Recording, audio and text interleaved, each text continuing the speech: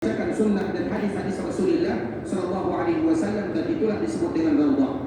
Kemudian raudhah yang kedua, dan ini tidak didapatkan kecuali di kota Madinah, yaitu raudhah yang disebutkan oleh baginda Nabi yang mulia Shallallahu Alaihi Wasallam, sebagaimana kemarin kita telah menyebutkan.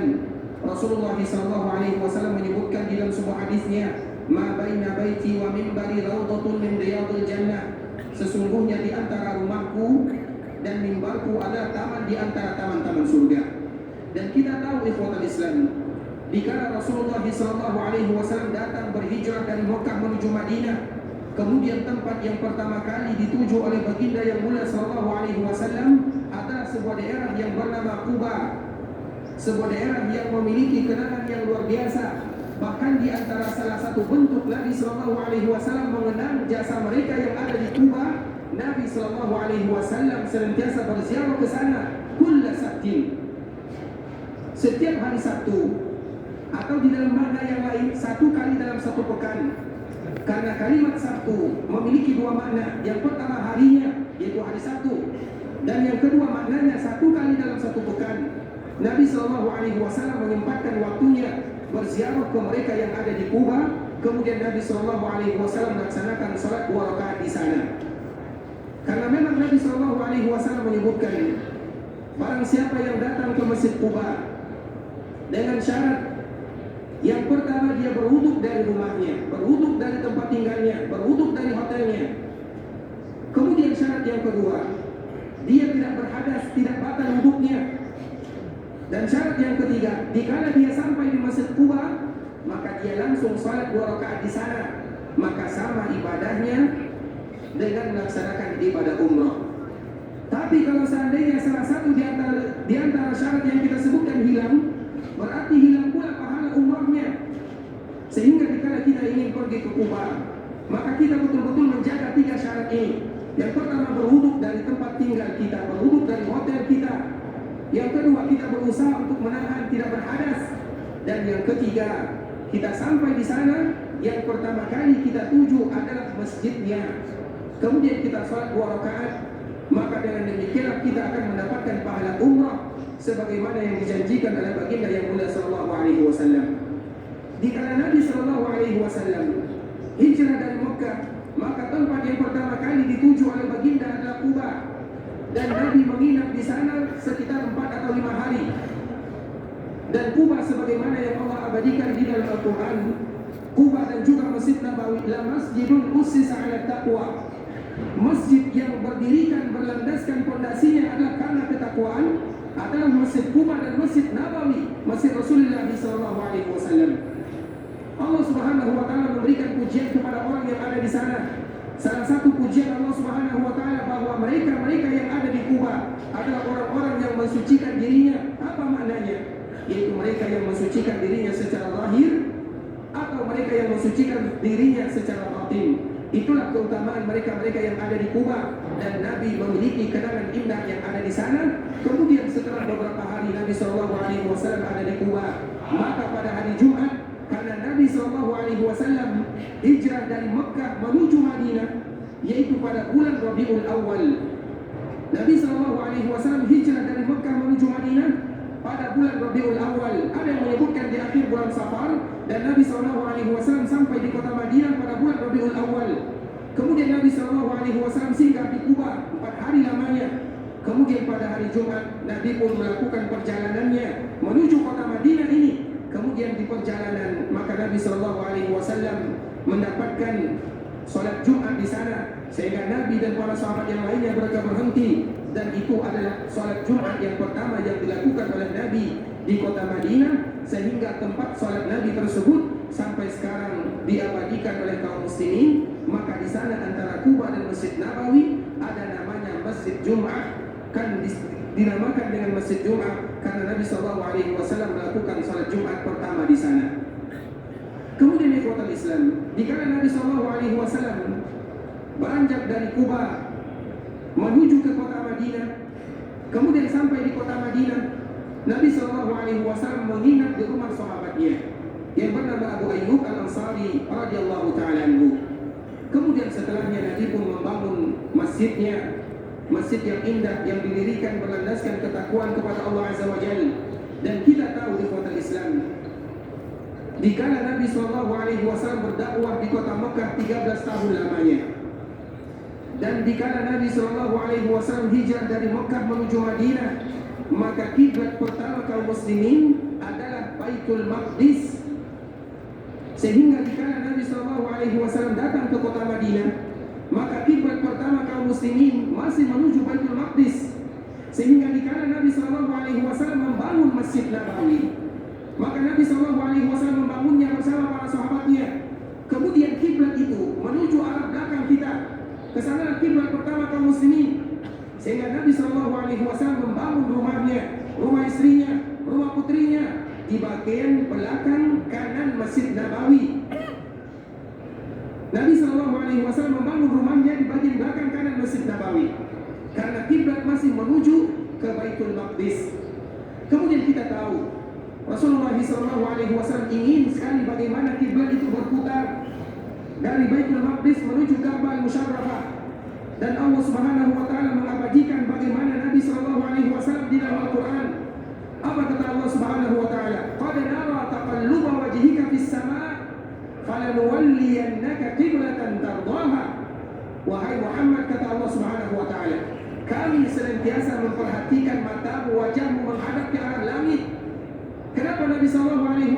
Apa maknanya menghadapkan wajahnya ke arah langit? Nabi SAW berdoa kepada Allah, meminta kepada Rabbul Izzati wal Jalalah, Allah yang bersemayam di atas arasy-Nya. Qad nara taqalluba wajhika fis sama', kami selalu memperhatikan wajahmu menghadap ke arah langit. Kata Allah Subhanahu wa taala kepada baginda. Apa yang diinginkan oleh Nabi SAW? Nabi selalu berdoa kepada Allah agar kiblat itu dipindahkan, diputar dari Baitul Maqdis menuju Ka'bah Al-Musyarrafah. Sehingga setelah 16 bulan lamanya Nabi berada di kota Madinah, maka setelah itulah baru kiblat berpindah dari Baitul Maqdis menuju Ka'bah Al-Musyarrafah. Sehingga dikala Ka'bah itu berpindah atau dikala kiblat itu berpindah menuju Ka'bah Al-Musyarrafah, maka tadi rumah Nabi SAW yang ada di bagian belakang Masjid Nabawi, dikala berpindah, dikala berputar Ka'bah atau dikala berputar kiblat kaum muslimin, maka berpindah pula lah posisi rumah Nabi SAW yang tadinya berada di bagian belakang, yang sekarang berada di bagian depan kiri Masjid Nabawi. Disitulah rumah Nabi SAW. Dan Nabi SAW menyebutkan ikhwatul Islam, ma baina baiti wa minbari rawdatun min riyadil jannah. Sesungguhnya di antara rumahku, mana rumah Nabi SAW? Di samping kiri Masjid Nabawi. Setelah berpindahnya kiblat dari Baitul Maqdis menuju Ka'bah Al-Musyarrafah, maka rumah Nabi SAW berada di bagian kiri. Disitulah rumah Aisyah radhiyallahu taala anha. Disitulah rumah Hafsah. Begitu juga rumah Saudah dan istri-istri Nabi yang lainnya, bahkan putri Nabi Fatimah. Di sana rumah mereka semuanya. Kemudian di kota Islam, Nabi SAW menyebutkan, dan ini merupakan di antara keutamaan bagi mereka yang datang ke kota Madinah. Nabi SAW menyebutkan, ma baina baiti wa minbari rawdatun min riyadil jannah. Di antara rumahku dan mimbarku adalah taman di antara taman-taman surga. Dan ini telah kita jelaskan kemarin. Apa makna daripada taman surga yang disebutkan oleh baginda yang mulia sallallahu alaihi wasallam. Ikhwatul Islam, sebelum kita melanjutkan, kemarin kita menjelaskan ada dua makna. Ma baina baiti wa minbari rawdatun min riyadil jannah. Antara rumahku dan mimbarku adalah taman di antara taman-taman surga. Siapa yang bisa mengingatkan kita apa makna daripada sabda Nabi yang mulia sallallahu alaihi wasallam? Silakan.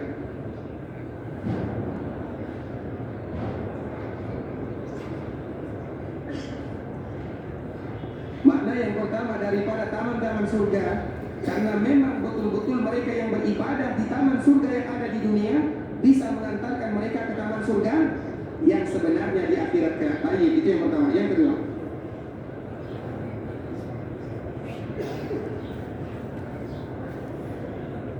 Raudhah itu betul-betul nanti akan menjadi bagian taman dari surga yang sebenarnya. Yang ketiga, kita nyebut yang kedua kemarin ya, dua saja ya. Baik, Masya Allah, silakan. Masya Allah.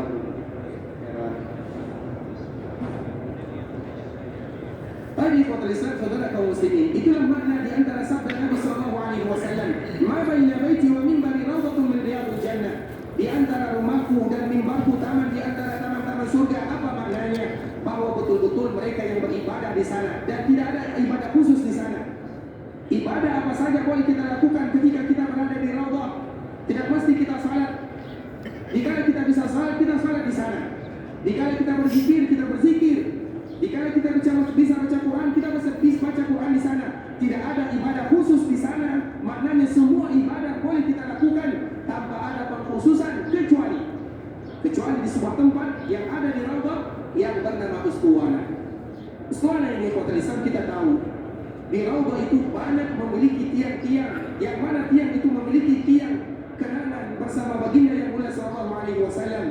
Ada tiang di mana Nabi sallallahu alaihi wasallam menjadikan itu ada tempat delegasi menunggu para tamu. Ada tiang di mana Nabi sallallahu alaihi wasallam menjadikan itu sebagai tempat bercerita dengan keluarganya. Ada tiang di mana Nabi sallallahu alaihi wasallam senantiasa bertelekan di sana, bercerita bersama para sahabatnya.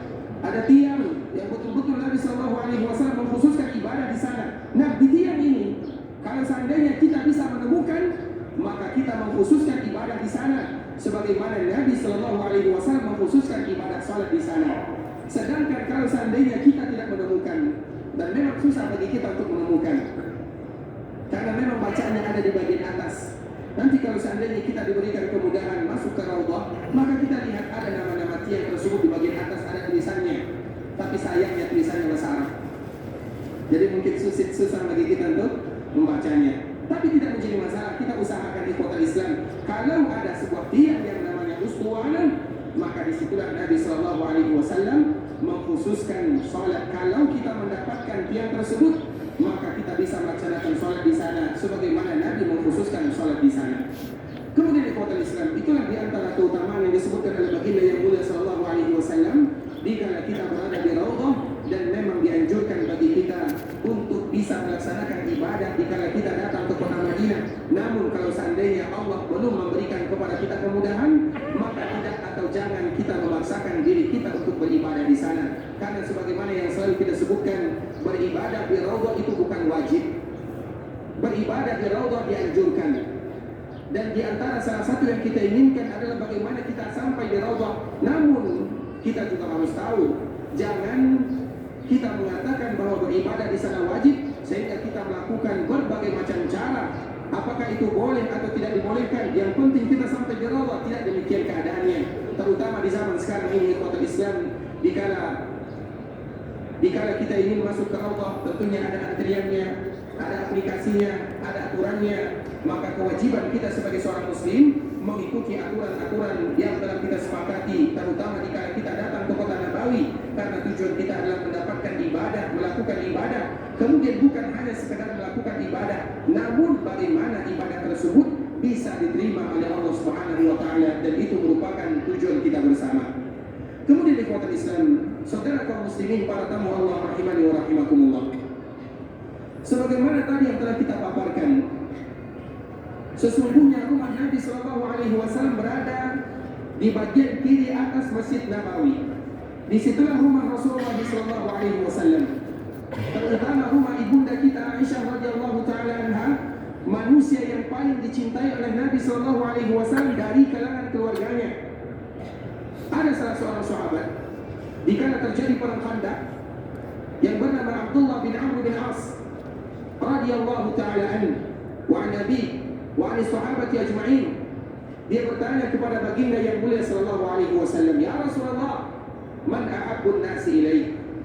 Siapa manusia yang paling kau cintai? Maka Nabi sallallahu alaihi wasallam memberikan jawaban.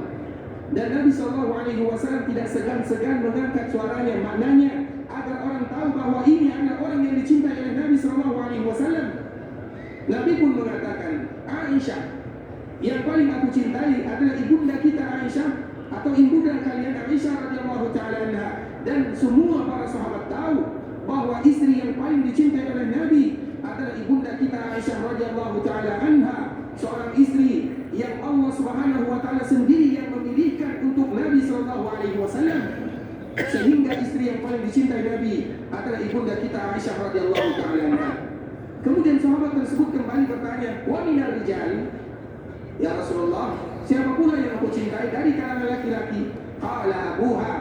Maka Nabi pun kembali memaparkan dan memberikan jawaban, yang aku cintai dari kalangan laki-laki adalah ayahnya, yaitu Abu Bakar As-Siddiq radhiyallahu taala anhu. Sehingga keluarga Abu Bakar adalah keluarga barakah. Abu Bakar orang yang dicintai Nabi, putrinya juga orang yang dicintai Nabi sallallahu alaihi wasallam. Nah, Rasulullah sallallahu alaihi wasallam memiliki lebih daripada satu istri. Namun hati Nabi sallallahu alaihi wasallam sangat cinta kepada ibunda kita Aisyah radhiyallahu taala anha. Sehingga di antara salah satu bentuk kecintaan Nabi sallallahu alaihi wasallam kepada ibunda kita Aisyah radhiyallahu taala anha, terutama di akhir kehidupan Nabi sallallahu alaihi wasallam, yang mana Nabi sallallahu alaihi wasallam sakit, apa kata Nabi sallallahu alaihi wasallam? Aina ana gadan? Aina ana gadan? Besok saya di mana? Besok saya di mana? Apa makna daripada kalimat yang diucapkan oleh Nabi yang mulia sallallahu alaihi wasallam? Karena Nabi ingin sakit di rumah ibunda kita Aisyah radhiyallahu taala anha. Nabi sallallahu alaihi wasallam ingin dirawat oleh ibunda kita Aisyah radhiyallahu taala anha, sehingga dia bertanya kepada istri yang lainnya, "Aina ana gadan?" Besok saya di mana? Dan istri Nabi yang lain paham. Mereka tahu Aisyah adalah wanita yang dicintai oleh Nabi sallallahu alaihi wasallam. Setelah Nabi sallallahu alaihi wasallam bertanya, "Di mana saya besok?" maka mereka pun paham apa yang diinginkan oleh baginda yang mulia. Mereka pun akhirnya memberikan izin kepada Nabi agar Nabi sallallahu alaihi wasallam menghabiskan hari-harinya di rumah ibunda kita Aisyah radhiyallahu taala anha. Sehingga kita tahu ikhwatal Islam, Rasulullah sallallahu alaihi wasallam menghabiskan harinya di rumah ibunda kita Aisyah. Bahkan Nabi pun meninggal di pangkuan ibunda kita Aisyah radhiyallahu taala anha. Kita tahu Nabi sallallahu alaihi wasallam meninggal pada hari Senin, tanggal 12 Rabiul Awal, di waktu duha. Hanya saja terjadi perbedaan di antara para ulama, apakah di duha awal atau di waktu duha akhir. Hanya saja mereka hampir kata sepakat menyebutkan tanggal 12 Rabiul Awal di hari Senin adalah hari di mana Allah Subhanahu wa taala memanggil nabinya Muhammad bin Abdullah sallallahu alaihi wasallam. Sedangkan hari kelahiran Nabi sallallahu alaihi wasallam, para ulama terjadi perbedaan yang sangat kuat di sana. Kenapa mereka berbeda?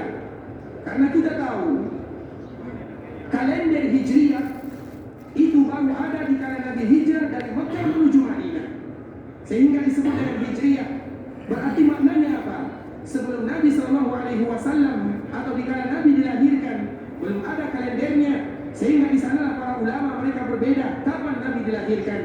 Ada yang menyebutkan Nabi dilahirkan di bulan Rabiul Awal, ada yang mengatakan di tanggal 8, tanggal 11, tanggal 12, ada yang mengatakan Nabi lahir di bulan Syawal, ada yang lain mengatakan Nabi lahir di bulan yang lainnya. Intinya tidak ada kata sepakat dari para ulama kapan Nabi sallallahu alaihi wasallam pasti kelahirannya. Namun kata sepakat yang paling kuat mereka menyebutkan, salah satunya dinukilkan oleh Imam Ibnu Hajar Al-Asqalani rahimahullahu taala, bahwa tanggal 12 Rabiul Awal pada hari Senin adalah hari di mana yang disebutkan oleh Anas bin Malik radhiyallahu taala anhu, tidak adalah hari yang paling gelap dirasakan oleh penduduk Madinah kecuali pada hari tersebut, di mana itu adalah hari Rasulullah sallallahu alaihi wasallam meninggalkan dunia untuk selama-lamanya.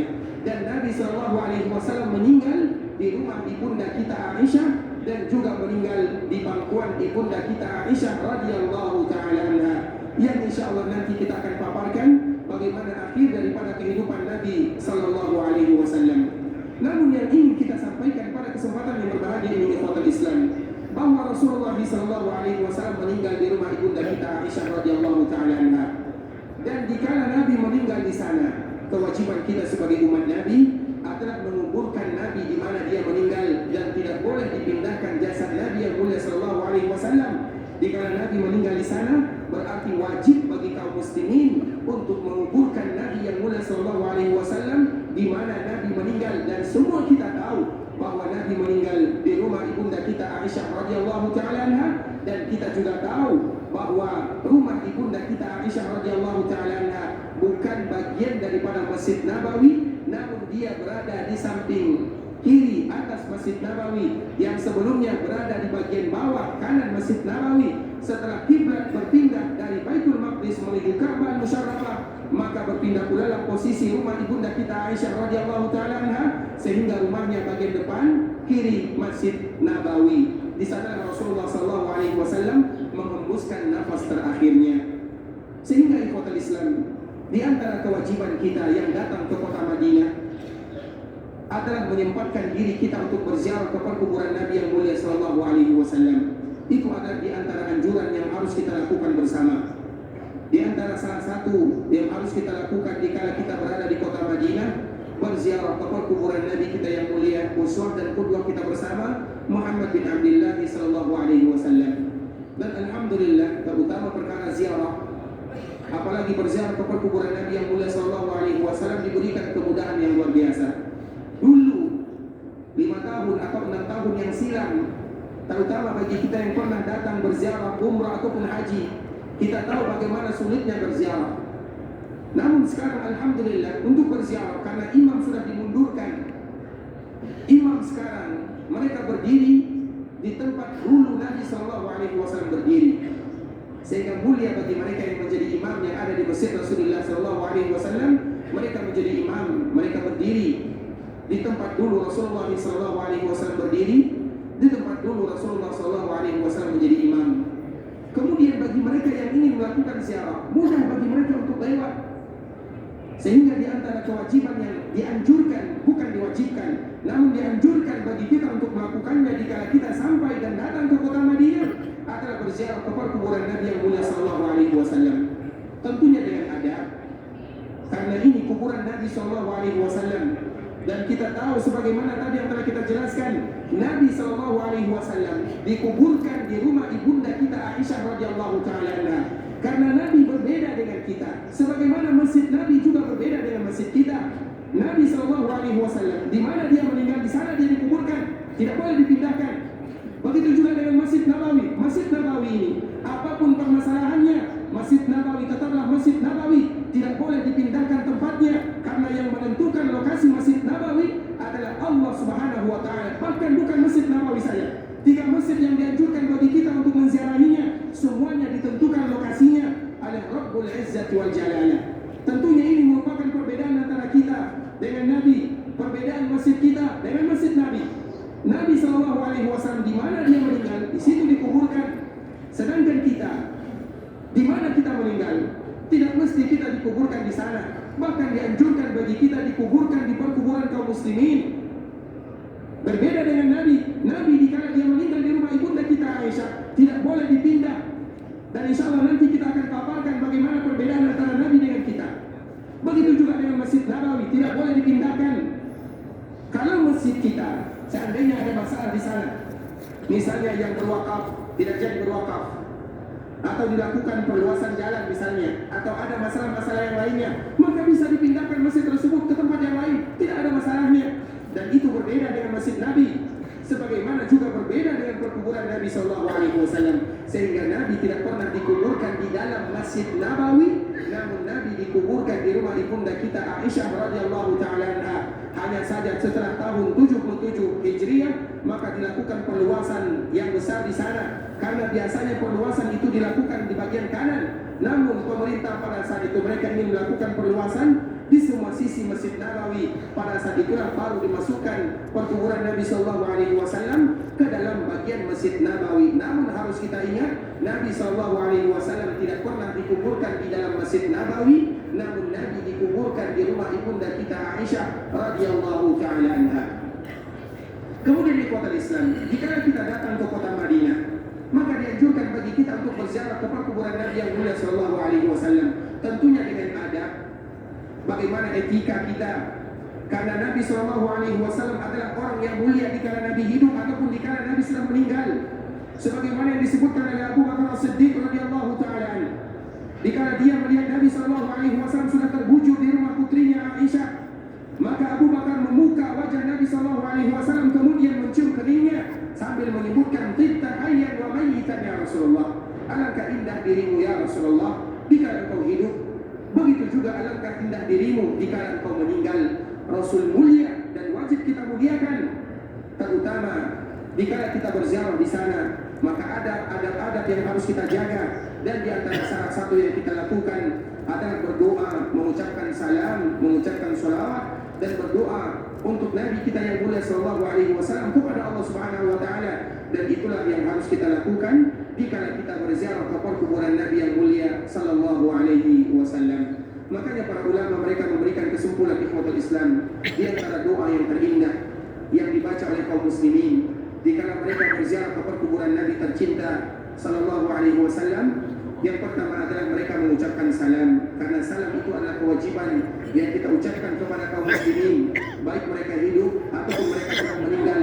Kewajiban kita terhadap saudara kita kaum muslimin adalah mengucapkan salam, baik mereka yang masih hidup ataupun mereka sudah meninggal.